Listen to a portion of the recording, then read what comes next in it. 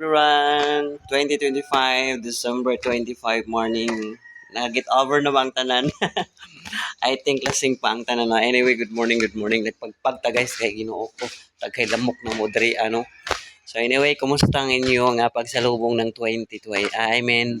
December 25. So kami natulog earlier, din ni matag alas 12 ning kaon.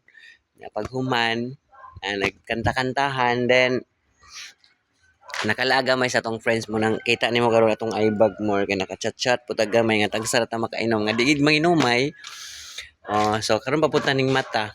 So I hope enjoy ang tanan together with your family and loved ones. Remember, importante nga good health ta permi.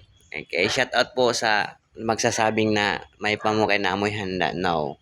Pinaka best handa nato karon is a good health talaga po. Kahit wala, may pera naman talaga but not intended to them.